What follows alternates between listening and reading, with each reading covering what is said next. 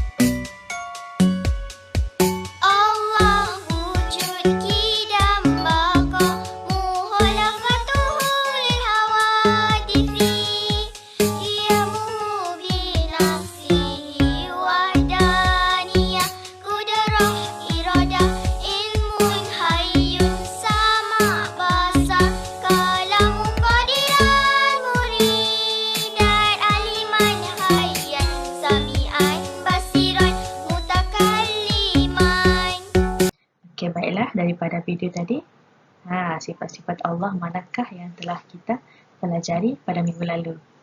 Okey, sifat-sifat Allah tersebut ialah sama, yang bermaksud Allah Maha mendengar. Okey, Ustazah harap murid-murid semua boleh terus fokus untuk meneruskan pelajaran kita kali ini. Baiklah, sebelum Ustazah masuk kepada topik pelajaran kita, di sini Ustazah akan sebut terlebih dahulu objektif pembelajaran kita pada hari ini. Okey, hari ini kita akan belajar tentang akidah, iaitu meyakini dan membuktikan konsep asas Allah bersifat sama, dan pada akhir pembelajaran nanti Ustazah harap murid-murid dapat menganalisis kesan meyakini Allah bersifat sama dalam kehidupan seharian, menjelaskan cara membuktikan keyakinan Allah bersifat sama melalui tindakan, dan akhir sekali menyelesaikan contoh masalah mengikut kefahaman dan keyakinan tentang Allah bersifat sama, insya-Allah. Baiklah, pertama sekali kita akan tengok kesan meyakini Allah bersifat sama. Maksudnya, kita tengok kesan jika kita yakin bahawa Allah itu bersifatnya Maha mendengar. Okey, di sini Ustazah dah senaraikan 5 kesan jika kita yakin Allah itu bersifat Maha mendengar. Okey, kita tengok satu-satu. Pertama, jika kita yakin Allah itu bersifatnya Maha mendengar, kita akan sentiasa berdoa memohon pertolongan daripada Allah Subhanahu wa taala. Okey, maksudnya di sini kita akan sentiasa memohon pertolongan, sentiasa mengharapkan pertolongan daripada Allah melalui doa. Sebab kita yakin bahawa Allah itu mendengar setiap daripada doa kita. Okey, seterusnya untuk kesan yang kedua pula, jika kita yakin Allah itu bersifat sama, kita akan menjadikan bacaan Al-Quran dan zikir sebagai amalan. Okey, kita tengok yang kedua. Okey, maksudnya di sini jika kita yakin Allah itu sifatnya Maha mendengar. Jadi kita akan menjadikan Al-Quran dan zikir sebagai amalan dalam kehidupan seharian. Sebab kita yakin walaupun kita membaca Al-Quran secara senyap, berzikir dalam hati, tapi kita yakin Allah itu mendengar setiap amalan kita, setiap perbuatan kita. Okey, seterusnya kesan yang ketiga pula, menjaga pertuturan dan bisikan hati. Okey, maksudnya di sini jika kita yakin Allah itu bersifat sama, kita akan berusaha untuk menjaga pertuturan kita, bisikan hati kita, kerana kalau kita yakin kan Allah dengar apa yang kita cakap, Allah dengar apa yang kita bisikkan dalam hati. Jadi kita akan berusaha untuk menjaga setiap apa yang kita ungkapkan, setiap apa yang kita niatkan. Okey, betul tak? Okey, seterusnya kita tengok kesan meyakini Allah bersifat sama yang keempat, iaitu menjauhi maksiat lidah seperti mengeluarkan perkataan yang kotor dan kesat serta mengumpat.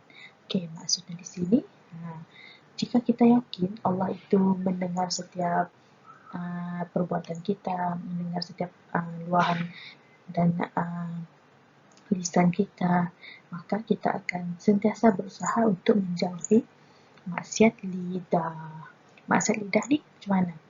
Maksiat lidah ni contohnya mengeluarkan perkataan yang kotor, perkataan yang tidak elok didengar, perkataan-perkataan yang tidak baik dan kesat, ataupun mengumpat.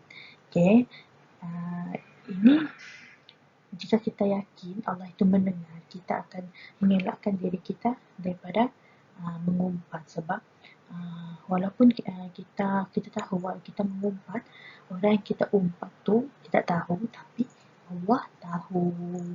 Okey, kesan meyakini Allah bersifat sama yang terakhir ialah hidup diberkati Allah.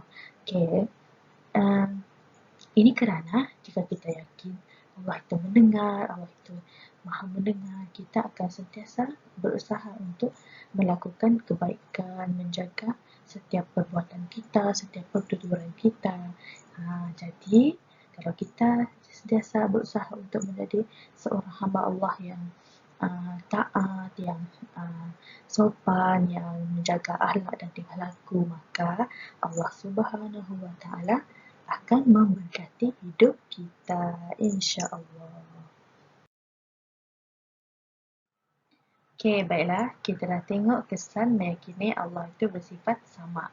Seterusnya, kita tengok pula cara untuk kita buktikan keyakinan Allah itu bersifat sama melalui tindakan. Maksudnya, kita yakinlah kan Allah itu sifatnya Maha mendengar. Tapi, macam mana cara kita nak membuktikan bahawa kita yakin Allah itu bersifat Maha mendengar melalui tindakan kita? Okey, sini Ustazah dah senaraikan 6 cara untuk kita membuktikan melalui tindakan. Okey, kita tengok satu-satu. Okey, kita tengok yang pertama terlebih dahulu. Pertama, mendoakan kebaikan ibu bapa, guru dan rakan-rakan. Okey, maksudnya di sini kita dah yakin bahawa Allah itu bersifat Maha mendengar. Okey, kalau kita dah yakin, maka kita akan sentiasa mendoakan kebaikan untuk ibu bapa kita, untuk guru-guru kita dan juga untuk rakan-rakan kita. Okey, seterusnya yang kedua pula, cara membuktikan keyakinan Allah itu bersifat sama melalui tindakan harian kita adalah dengan memanggil rakan dengan panggilan yang baik. Okey, di sini kita kan dah yakin bahawa Allah tu dengar setiap perbuatan kita, setiap pertuturan kita. Kita akan berusaha untuk memanggil rakan-rakan kita dengan panggilan yang baik, dengan nama yang baik. Okey, seterusnya yang ketiga pula, kita yakin Allah ni bersifat sama, maka maka kita akan membuktikan dengan cara memelihara pendengaran kita. Okey, maksud memelihara pendengaran ni macam mana? Okey, memelihara pendengaran ni kita elakkan diri kita mendengar perkara yang tidak elok, sebagai contoh hasutan ataupun orang mengumpat. Paling famous sekarang ni orang membawang. Jika kita mendengar orang membawang, orang mengata seseorang lain, mengata yang tidak elok, kita sepatutnya elakkan diri kita daripada mendengar, kerana kita tahu Allah dengar kan setiap apa yang orang umpatkan ataupun setiap apa yang orang lain hasut kita. Jadi kita kena berusaha untuk memelihara pendengaran kita. Okey, seterusnya cara yang keempat, bercakap perkara yang berfaedah. Okey, ni kita yakin Allah Maha mendengar, maka kita akan sentiasa berusaha untuk bercakap perkara yang berfaedah sahaja.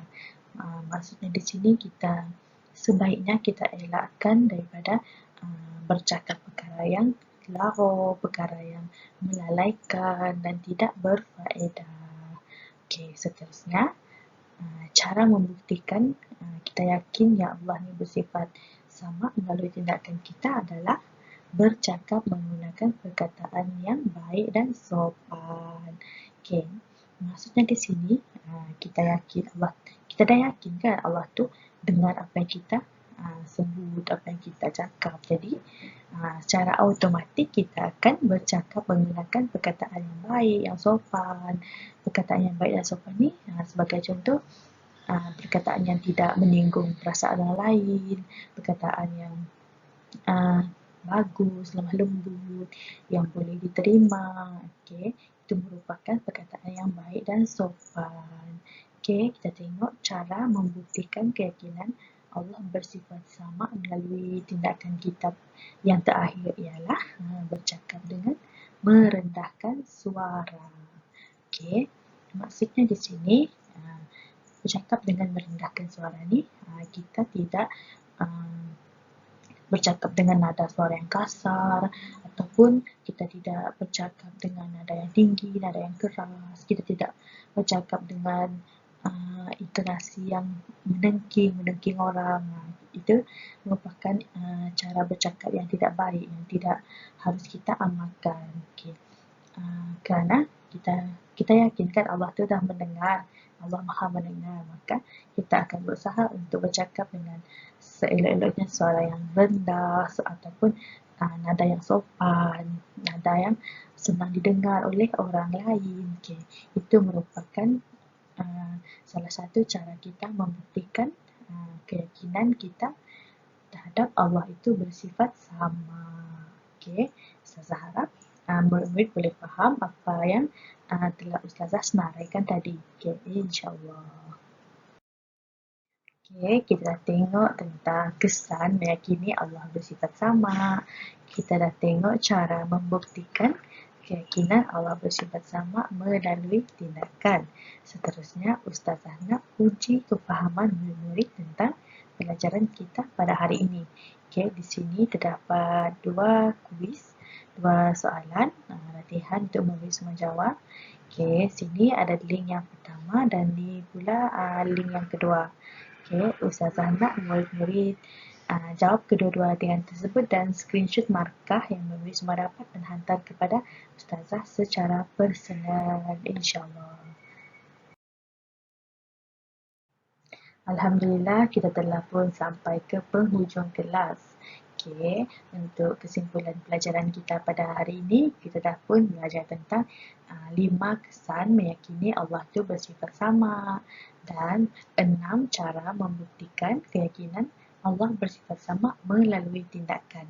Okay, Ustazah harap murid-murid semua boleh ingat, boleh faham dan boleh aplikasikan apa yang telah Ustazah terangkan tadi dalam kehidupan secara istiqomah, insyaAllah.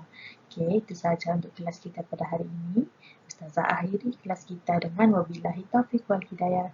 Wassalamualaikum warahmatullahi ta'ala wabarakatuh.